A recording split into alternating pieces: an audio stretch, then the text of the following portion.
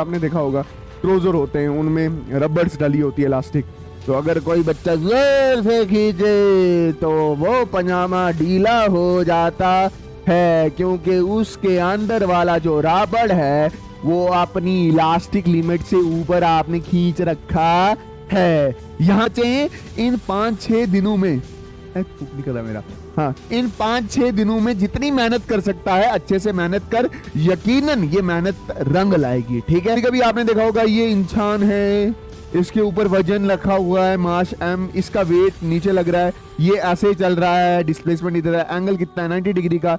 Hi everyone, अस्सलाम वालेकुम वरहमतुल्लाहि वबरकातुहू, नमस्ते, सत श्री अकाल, के हालचाल, सब बढ़िया? हाँ बढ़िया सर हमने वन शॉट लगा दिया है वर्क एनर्जी पावर का। अब आपका पीवाईक्यू और सीवाईक्यू का इंतजार कर रहे थे, पीवाईक्यू और सीवाई। तो मेरी जान ये रहे आपके पीवाईक्यू सीवाईक्यू, किसके? वर्क एनर्जी पावर के। और मैं अभी भी इस डंके की चोट पे बोल रहा हूं, मैं अभी भी इस वीडियो में डंके की चोट पे बोल रहा हूं कि पेपर मेरे ही वन शॉट से आएगा और ये सवाल साथ में करके जाना पक्का सर, हम फॉलो करेंगे। और मेरी जान याद रख, अभी कुछ ही दिन बचे हैं, 5 से 6 दिन बचे हैं। इन 5-6 दिनों में थूक निकला मेरा, हाँ, इन 5-6 दिनों में जितनी मेहनत कर सकता है अच्छे से मेहनत कर, यकीनन ये मेहनत रंग लाएगी। ठीक है, मतलब अपने आप को इतना सुस्त नहीं समझ आया कि नहीं आया? आराम से खुले दिल पे मेहनत कर, दिल खोल के मेहनत कर, जितनी मेहनत कर सकता है। ठीक है, स्टार्ट करते हैं हमारा सवाल नंबर 1। देख, बिल्कुल बेसिक सा सवाल है। वर्क क्या होता है, पावर क्या होता है, एनर्जी क्या होता है और इसकी एसआई यूनिट क्या होती है? वर्क हमें पता है, the work is the dot product of force and displacement. जो हमारा काम है वो डॉट प्रोडक्ट है, किसका? फोर्स और डिस्प्लेसमेंट है। फोर्स और डिस्प्लेसमेंट का क्या है? डॉट प्रोडक्ट है। ठीक है, और इस वर्क की यूनिट क्या होती है? दैट इज जूल होती है। ये चीज याद रख लेना। कभी कोई बच्चा इसको ऐसे भी लिख सकता है, work is equal to F X cos theta भी लिख सकते हो। समझ आया कि नहीं है? ठीक है, और इसकी यूनिट ऐसे भी लिखी सकती है। फोर्स की यूनिट होती है न्यूटन, डिस्टेंस की यूनिट होती है मीटर, तो न्यूटन मीटर भी हो सकती है। कॉस थीटा की कोई भी यूनिट नहीं होती। ठीक है, कॉस थीटा यूनिटलेस है। ठीक है, energy, the capacity of doing work is called energy.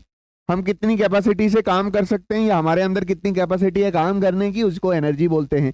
आपने पोटेंशियल एनर्जी का नाम सुना होगा, that is mgh। Kinetic energy का नाम सुना होगा, हाफ mv स्क्वायर, और एनर्जी की भी यूनिट जूल होती है। What is power? The rate of doing work is known as power. Power क्या होता है? Power is equal to work done upon time. Work की यूनिट होती है जूल, टाइम की होती है सेकंड, जूल पर सेकंड को वॉट भी बोलते हैं। ओके जानी। अच्छा, स्टेट कंडीशन बोलता है वो कौन सी कंडीशन होगी जब under which the force does zero work. तो मेरी जान अच्छे से समझना, work done is equal to force into displacement F dot X. जब ये डॉट हटेगा तो कॉस थीटा लगेगा। कॉस थीटा की वैल्यू अगर जीरो हो जाए तो जीरो इससे मल्टीप्लाई होगा तो वर्क डन जीरो हो जाएगा। कब होता है cos theta zero? Theta is equal to 90 पे कॉस थीटा क्या होता है? जीरो होता है। तो cos 90 F X cos 90, work done is equal to F X cos 90 की वैल्यू क्या है? जीरो। जीरो को मल्टीप्लाई किया एफ एक्स से तो वर्क डन कितना हो गया? जीरो हो गया। अब मेरी बात ध्यान से समझना, गाड़ी इधर चल रही है, डिस्प्लेसमेंट इधर हो रहा है, फोर्स ऊपर लग रही है, दोनों के बीच में एंगल कितना? 90 डिग्री। इस केस में ये जो फोर्स है, ये वाली फोर्स है, ये कितना काम करती है? जीरो काम करती है। कभी कभी आपने देखा होगा ये इंसान है, इसके ऊपर वजन रखा हुआ है मास m, इसका वेट नीचे लग रहा है, ये ऐसे ही चल रहा है, डिस्प्लेसमेंट इधर है, एंगल कितना है? 90 डिग्री का। इस वेट ने कितना काम किया? जीरो काम। ठीक है, अच्छा, बोलता है state and explain work energy theorem. ठीक है, मोस्ट इंपॉर्टेंट सवाल है, बार बार ये पूछता है वर्क एनर्जी थ्योरम क्या होता है। याद रखना, work energy theorem states that work is change in kinetic energy. पता है क्या वर्क एनर्जी थ्योरम क्या बोलता है? वर्क एनर्जी थ्योरम ये बोलता है कि भाई साहब, वर्क एनर्जी थ्योरम ये कहता है कि जो काम होगा वो चेंज इन काइनेटिक एनर्जी है। सर इसको प्रूव करके बताओ। प्रूव क्या करना है? देख, work done is equal to force into displacement. छोटा work done is equal to force into छोटी डिस्प्लेसमेंट। ठीक, फोर्स किसके बराबर? m into A. Father is equal to मां, एम ए। इस फोर्स की जगह आप क्या लिखोगे? M A D W is equal to M A D X. याद रखना, ये बड़ा वर्क है, बड़ा work is equal to force into displacement, छोटा work is equal to force into छोटी डिस्प्लेसमेंट। फोर्स की जगह क्या रखा? एम ए लिखा। D W is equal to M A into D X. अब मेरी बात याद ध्यान से अच्छे से समझ। अब मैं इस एक्सेलरेशन को रिप्लेस करना चाहता हूं, तो एक्सेलरेशन क्या होता है, डीवी अपॉन dt। अब मेरी बात अच्छे से समझना, acceleration is equal to DV upon dt, acceleration is equal to DV upon dt। ऊपर भी dx और नीचे भी dx लिख जाएगा, कोई प्रॉब्लम नहीं है। ये एक ही जगह, इस एक ही जगह आप ये पूरी टर्म लिख सकते हो, ये पूरी टर्म लिख सकते हो। तो डी डब्ल्यू वैसे रखा, इज इक्वल टू वैसे रखा, एम ऐसे रखा, और पूरे एक ही जगह आपने क्या लिखा, DV upon D T, D X upon D X, और ये dx पहले वाला, ये वाला जो dx था वैसे ये dx क्या हो गया, कैंसिल आउट हो गया। अब तेरे पास क्या बचा, तेरे पास D W M D V upon D T D X. इस dt को यहां से उठाया, इस dt को यहां से उठाया और dx के नीचे कर दिया, तो डी डब्ल्यू ऐसे हुआ, m ऐसे हुआ, dv ऐसे हुआ, और dx अपॉन dt। और मेरी बात अच्छे से समझना, जैसे ही dx अपॉन dt आया ना, ये किसके बराबर हो गया, v के बराबर हो गया। तो dw is equal to m वैसे ही, dv वैसे ही, और ये v है, इस v को उठाया और आगे ले गए, dw is equal to m वैसे ही, v आगे चला गया, dv। अब इंटीग्रेशन ऑन बोथ साइड, इस साइड इंटीग्रेशन dw, इस साइड इंटीग्रेशन mv dv। अब छोटा वर्क डन सारा इंटीग्रेट हो गया, बड़ा वर्क डन हो जाएगा। dw की इंटीग्रेशन क्या होगी, that is work done. Mass, mass m constant है, बाहर चला जाएगा, इंटीग्रेशन किसकी, v से लेकर dv। ये वेलोसिटी है, वेलोसिटी पे इंटीग्रेशन की लिमिट कहां से लगती है, v से लेकर u तक। तो work is equal to integration of v dv। ये वैसा ही हो गया, देख इंटीग्रेशन ऑफ, इधर ध्यान से समझना, इंटीग्रेशन ऑफ x dx क्या होता है, पावर में एक ऐड किया, एक से हुआ 2 डिवाइडेड बाय 2 कर दिया। वैसे integration of v dx v dv कितना हो जाएगा, पावर में एक ऐड किया तो ये हो गया, एक से हो गया 2 और डिवाइडेड बाय 2 हो गया।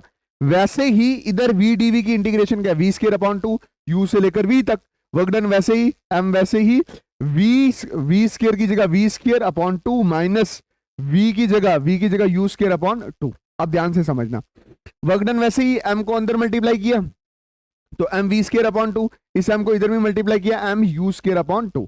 अब तो ध्यान से देख, ये क्या है, ये ऐसा नहीं है m v स्क्वायर अपॉन 2, इसको ऐसे भी लिख सकते हैं हाफ m v स्क्वायर, इसको ऐसे भी लिख सकते हैं हाफ m u स्क्वायर। ये initial kinetic, final kinetic energy, ये इनिशियल काइनेटिक एनर्जी, तो work done is equal to final kinetic energy minus initial kinetic energy, work done is equal to change in kinetic energy.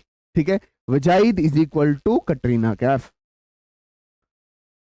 अब देख वो बोलता है briefly analyse the elastic collision in 2 dimension. सिर्फ analyse करना, कैसे करना देख मेरी बात, कोलिशन इन 2D कैसे होगा, देख जैसे ये कैरम बोर्ड की एक गोटी है जिसका मास m1 है, u1 से आपने चला दी, ये दूसरी कोटी है मास m2 है और ये रुकी हुई है u2 इज इक्वल टू 0 है। जैसे इसने छोड़ा, ऐसे ऐसे छोड़ा तो ये टक करके इसको बजी, एक गोटी इस तरफ एक गोटी इस तरफ, ये वाली एक्सिस है एक्स एक्सिस, ये एक्स एक्सिस है, ये वाली आपने बना दी वाई एक्सिस। ठीक, अब एक गोटी इधर एक गोटी इधर, m1 वाली उधर चलेगी, m2 वाली इधर चलेगी, इन्होंने एक एंगल बना दिया थीटा, ये बना दिया थीटा।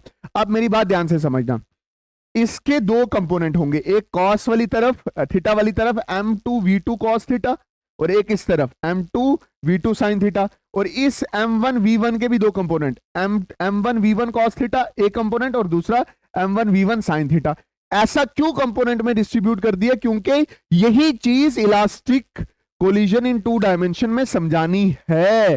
क्या पहली चीज कि एक्स एक्सिस वाले कंपोनेंट, एक्स एक्सिस वाले जो मोमेंटम के कंपोनेंट हैं वो सारे क्या हो जाएंगे, इक्वल हो जाएंगे। देख एक्स एक्सिस पे मोमेंटम कंजर्वेशन होगी, ठीक है, तो एक्स एक्सिस पे पहले क्या था, m1 u1 is equal to m2 u2, अब ये 0 के बराबर है, is equal to X axis पे अब क्या m1 v1 cos theta plus m2 v2 cos theta, ये दिमाग में रखना। और y एक्सिस पे ये है, y एक्सिस पे पहले तो कुछ था ही नहीं, 0 इज इक्वल टू अब क्या आ गया m1 v1 sin थीटा ऊपर वाला, और नीचे क्या माइनस में आ जाएगा, ये नीचे वाला क्या आ जाएगा माइनस में m2 v2 sin theta. Sir इधर कुछ माइनस में नहीं आएगा क्योंकि ये प्लस की तरफ चल रहा था, m1 v1 प्लस की तरफ, तो ये प्लस की तरफ, ये दोनों भी प्लस की तरफ थे, तो ये वाला भी प्लस में गया, ये वाला भी किस में गया, प्लस में गया। इलास्टिक कोलिजन इन 2 डायमेंशन में आपने बस इतना ही याद रखना है कि मोमेंटम कंजर्वेशन एक्स एक्सिस के अलोंग भी होगी और मोमेंटम कंजर्वेशन वाई एक्सिस के अलोंग भी होगी, बस। ठीक है, इसके बाद है डिफाइन वर्क एंड एनर्जी। अभी मैंने पीछे डिस्क्राइब किया वर्क क्या होता है, एनर्जी क्या होती है और उसकी यूनिट क्या होती है, ये भी आपको मैंने बता दी है वर्क और एनर्जी के बारे में, ठीक है। अच्छा, वो बोलता है prove that power is the dot product of force and velocity. इसके लिए तुझे बेसिक में जाना पड़ेगा। देख, work is equal to F dot X, इस तरफ भी टाइम से डिवाइड कर, इस तरफ भी टाइम से डिवाइड कर, work done upon time is equal to force dot X, इधर भी टाइम से डिवाइड होगा। अब ये क्या, वर्क डन अपॉन टाइम कितना हो गया, power, F dot displacement upon time क्या हो जाएगा, वेलोसिटी। तो power is the dot product of force into displacement. अगर डॉट हटता है, अगर डॉट हटता है तो एफ वी कॉस थीटा आ जाता है, ठीक है। ये एग्जांपल भी है किसकी, डॉट प्रोडक्ट की। डॉट प्रोडक्ट की दो एग्जांपल, एक वर्क डन और दूसरी क्या, पावर, ठीक है। अच्छा, उसके बाद है मेरी जान, ये बहुत बड़ी डेरिवेशन है, मैंने बड़ी कंसाइज करके छोटी करके लाई है, ये आपको दिमाग में रखनी है। देख मेरी बात सुनना, इलास्टिक कोलिजन, इलास्टिक कोलिजन इन 1D की बात कर रहा है, आराम से सुनना मैं क्या बोल रहा हूं। जब कभी भी इलास्टिक कोलिजन इन 1D की बात करेगा तो सीधा सीधा जाएगा, टक्कर खाएगा और फिर दो बॉडी सीधी सीधी आगे निकल जाती है। देख ध्यान से, होगा क्या कि मोल V1 U1 से चलेगा, मोल V2 U2 से चलेगा। मोल V1 पीछे वाला ज्यादा वेलोसिटी से चल रहा होगा, धक्का मारेगा, फिर मोल V1 चलेगा V1 से, मोल V2 चलेगा V2 से, ठीक है। इलास्टिक कोलिजन के दौरान जैसे टकरा के इनकी शेप वैसे ही हो जाती है जैसे पहले थी, ठीक है। Okay done. इसमें मोमेंटम कंजर्वेशन भी होती है, काइनेटिक एनर्जी कंजर्वेशन भी होती है, काइनेटिक एनर्जी कंजर्वेशन भी होती है। मोमेंटम कंजर्वेशन मतलब m1 u1 plus m2 u2 is equal to m1 v1 plus m2 v2। ये पहली इक्वेशन ये बना के आना। दूसरी क्या, काइनेटिक एनर्जी कंजर्वेशन, इसकी काइनेटिक एनर्जी, इसकी काइनेटिक एनर्जी का सम इसकी और इसके सम के बराबर होता है। देख इसका क्या होता है, हाफ m1 u1 का स्क्वायर, इसका क्या होगा हाफ m2 u2 का स्क्वायर, इसका क्या होगा हाफ m1 v1 का स्क्वायर, इसका क्या होगा हाफ m2 v2 का स्क्वायर। ये दो इक्वेशन याद करनी है। जब इसको सॉल्व करोगे एक थर्ड इक्वेशन निकलेगी, क्या, u1 minus u2 is equal to v2 minus v1। याद करने का तरीका क्या है कि u1 बड़ा है, u1 बड़ा है तो माइनस u2, और इस साइड v2 बड़ा है v1 से तो v2 माइनस v1। ये थर्ड इक्वेशन। जब इस इक्वेशन और इस इक्वेशन का इस्तेमाल करोगे तो v1 निकलेगा और v2 निकलेगा। v1 कैसे लिखोगे, v1 is equal to m1 minus m2 divided by m1 plus m2 into u1, v1 u1 plus m2 plus m1 plus m2 u2, ठीक है। ये याद कर लेना, थोड़ा सा अगर दिमाग लगाओगे आपके दिमाग में बैठ जाएगा। v2 क्या होगा, 2 into m1 divided by m1 plus m2 u1 और minus m1 minus m2 divided by m1 plus m2 u2। ये दो भी करके जाओगे तो तब भी आपको तब भी आपको पूरे नंबर मिलेंगे।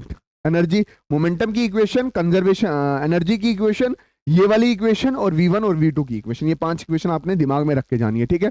उसके बाद है coefficient of restitution. Coefficient of restitution होता है that is velocity of separation divided by velocity of approach. Separation किससे हो रही थी, v2 minus v1, v2 minus v2 1, ना v2 v1 ये बड़ा था, ये m2 इससे भाग रहा था और m1 इससे भाग रहा था। तो v2 minus v1 is the velocity of separation. और कोलिजन से पहले क्या था, m1 u1 से भाग रहा था, m2 u2 से भाग रहा था। तो ये वाला इसको अप्रोच कर रहा था, u1 बड़ा था u2 से, तो u1 माइनस u2, ये v2 minus v1 divided by u1 minus u2 जो होगा, इसी को बोलते हैं कोफिशिएंट ऑफ रेस्टिट्यूशन। इसका एक मतलब इसकी एक इंपॉर्टेंस है, अगर E इज इक्वल टू 1 हो तो मतलब इलास्टिक कोलिजन है। इलास्टिक के केस में आपको पता है क्या होता है कि भाई साहब मोमेंटम भी कंजर्वेशन होती है, काइनेटिक एनर्जी भी कंजर्वेशन होती है। और अगर E की वैल्यू 0 और 1 के बीच में कुछ भी आ जाए, जैसे 0.1 आ जाए, 0.5 आ जाए, 0.6 आ जाए, 0.8 आ जाए, 0.9 आ जाए, 0.999 आ जाए, तो इसका मतलब क्या हो गया, दैट इज इनइलास्टिक कोलिजन, ठीक है। ये याद रख लेना, ठीक है। अच्छा, ड्यूरिंग इनइलास्टिक कोलिजन क्या होगा कि दोनों पार्टिकल आपस में टकराएंगे, चिपक के कॉमन वेलोसिटी के साथ मूव करेंगे। ओनली मोमेंटम इज कंजर्व, सिर्फ मोमेंटम कंजर्व होने वाली है। इस साइड का क्या होगा, m1 u1 plus m2 u2 दोनों जुड़ गए, m1 plus m2 common velocity v से जोड़ेंगे, तो v फाइनल वेलोसिटी निकालनी होती है, वो क्या होगा, m1 u1 plus m2 u2 divided by m1 plus m2। ये फाइनल वेलोसिटी की इक्वेशन को मैंने थोड़ा अच्छे से लिख रखा है, v is equal to m1 u1 plus m2 u2 divided by m1 plus m2। इसको इधर लिख रखा है, उसको इधर लिख रखा है, कोई बड़ी बात नहीं है। अच्छा, इसके बाद है इलास्टिक फटीग। इलास्टिक फटीग का मतलब क्या होता है कि जो इलास्टिक मटेरियल होता है ना, उसको बार बार खींचना, वापस अपनी जगह लेके आना, बार बार खींचना, वापस अपनी जगह, उसकी वजह से वो इलास्टिक मटेरियल थक जाता है, उसको बोलते हैं इलास्टिक फटीग। क्या है it is the property of N elastic body by virtue of which it's behaviour become elastic. समझा कि नहीं? ये एक प्रॉपर्टी है किसी भी मटेरियल की जिसकी वजह से वो इलास्टिक है, और बार बार उसको खींचना खींचना खींचना फिर छोड़ना, खींचना छोड़ना, उसकी वजह से फिटिंग पे आ जाता है, जिसको बोलते हैं इलास्टिक फिटिंग। और फिर है इलास्टिक लिमिट। इलास्टिक लिमिट मतलब अगर आप रबड़ को एक लिमिट तक खींचोगे और उस लिमिट के बाहर खींचोगे तो वो रबड़ अपनी इलास्टिक प्रॉपर्टी लूज कर जाएगा, मतलब वो वापस अपनी जगह पे नहीं आएगा, जिसको बोलते हैं इलास्टिक लिमिट। जैसे the maximum extent to which the solid may be stretched without permanent change in its shape, मतलब उसकी प्रॉपर्टी लूज ना हो। जैसे कभी कभी आपने देखा होगा ट्राउजर होते हैं, उनमें रबर्स डली होती है इलास्टिक, तो अगर कोई बच्चा जोर से खींचे तो वो पजामा ढीला हो जाता है, क्योंकि उसके अंदर वाला जो रबड़ है वो अपनी इलास्टिक लिमिट से ऊपर आपने खींच रखा है। यहां पे वर्क एनर्जी पावर हमारा होता है खत्म। सारे पीवाईक्यू सारे सीवाईक्यू मैंने आपको अच्छे से बता दिए हैं, प्रिपेयर करके जाना, बट वन शॉट लगाना भूलना नहीं। Thank you so much.